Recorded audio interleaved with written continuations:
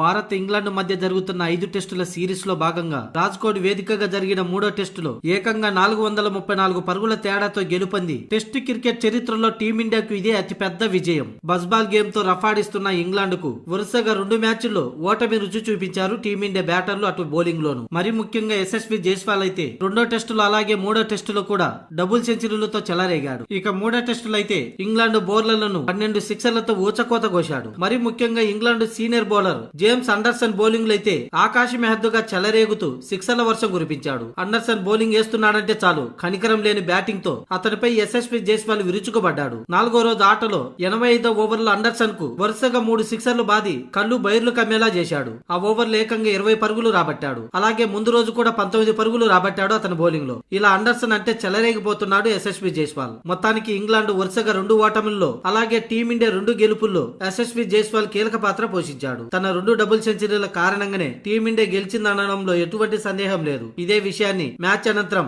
England జట్టు captain Ben Stokes కూడా అన్నాడు. అవును, వరుసగా ఈ 2 మ్యాచ్ల్లో మా ఓటమికి యశస్వి జైస్వాల్ బ్యాటింగే కారణం. అంతేకాకుండా తన అటాక్ బ్యాటింగ్ కూడా మా అంచనాలు తలకిందులు చేశాయి. ముఖ్యంగా ఈ మ్యాచ్ లో మేము రచించిన వ్యూహాలు ఫలించలేదు. రోహిత్ శర్మను అనుసరించి ఫీల్డింగ్ ను సెట్ చేసినా కూడా టీమిండియా నుంచి పరుగుల్ని నియంత్రించలేకపోయామని బెన్ స్టోక్స్ తెలిపాడు. ఇక డ్రెస్సింగ్ రూమ్ లో తమ ఆటగాళ్ల అభిప్రాయాలను తీసుకొని ఓటమి గురించి విశ్లేషించుకుంటామని తెలిపాడు. మా జట్టులో బెన్ డకెట్ నమ్మశక్యం కాని ఇన్నింగ్స్ ఆడాడు. అలాంటి ఇన్నింగ్స్ మరొక బ్యాటర్ ఆడి ఉంటే ఫలితం మరోలా ఉండేదని స్టోక్స్ అన్నాడు. ప్రస్తుతం 1-2తో సిరీస్ లో వెనకబడ్డాం. ఇక మిగిలిన 2 మ్యాచ్ల్లో పుంజుకొని సిరీస్ గెలిచే అవకాశాన్ని దక్కించుకుంటామని, ప్రస్తుతం మ్యాచ్ ఫలితాన్ని వదిలేసి తర్వాత 2 టెస్టుల గురించి దృష్టి సారిస్తామంటూ బెన్ స్టోక్స్ పేర్కొన్నాడు.